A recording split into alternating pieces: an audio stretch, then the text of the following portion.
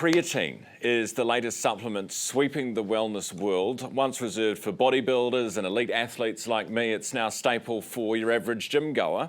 Does it deliver the health benefits or just a whole bunch of hype? Grant Schofield is with us this morning. He's a professor of public health at AUT. Good morning, Grant.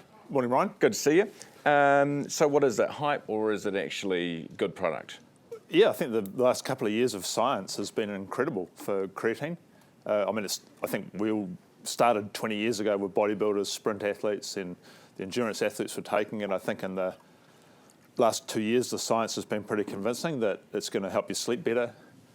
Just for your average gym goer, I mean, you've obviously got to go training, but if you do go training, you might expect an extra kilo or two of muscle and an extra kilo or two less of fat over 6 months.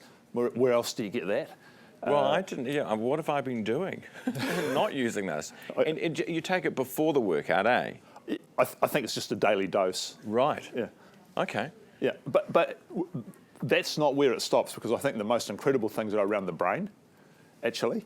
The sleep, it's been used now with Alzheimer's patients to sort of slow progression. And to me, the most exciting study came out about 2 months ago.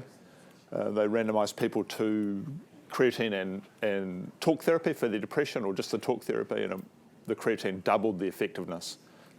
Never sort of heard of for one trial, but you know, this is, when else in nutrition and supplements is there good science that almost everyone agrees on? Never. Do you have to be working out for the creatine to be effective? I don't think so for the brain, but for the muscle, obviously. You're not getting any response to not doing any work. I think most people sort of get that idea, right? Well, it would be nice if we didn't have to think that way. Okay, so take creatine. If you're going to the gym, why wouldn't you? And are there people who shouldn't? I don't think there's any research done on kids, like primary school and younger. I probably wouldn't give it to them, but adolescents and onwards, all the way up to oldies. And remember, oldies are the ones who really need to preserve their muscle mass. Yeah. Paul, did you hear that? Paul's in our control room. Yeah. What is it?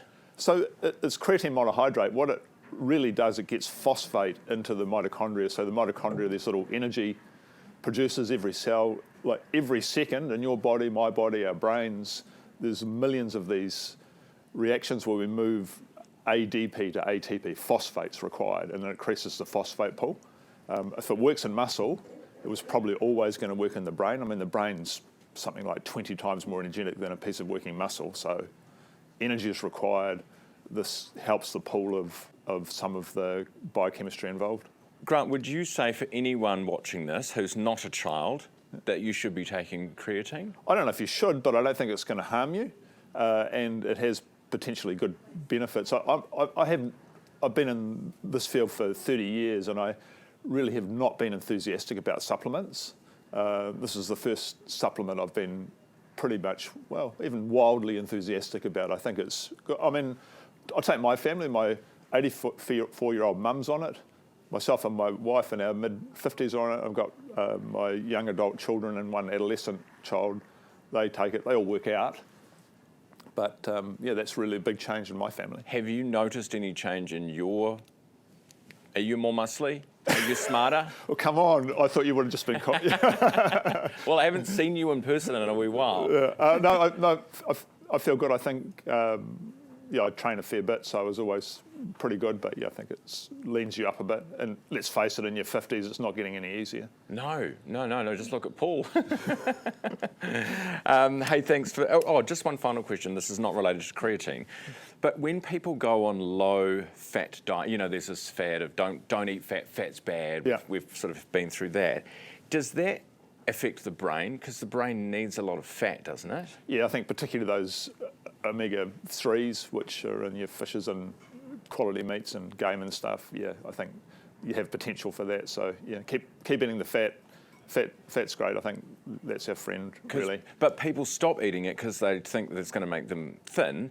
But then they end up with issues, and you know, they're either not feeling great mentally, Yeah. or you know, there's a potential for, I don't know, Alzheimer's down the line. Fat's an essential nutrient, which means you have to eat it, and it's required for every cell in your body. So yeah. All right, I'll keep eating fat and get some creatine. Thank you. It's Grant Schofield, Professor of Public Health at AUT.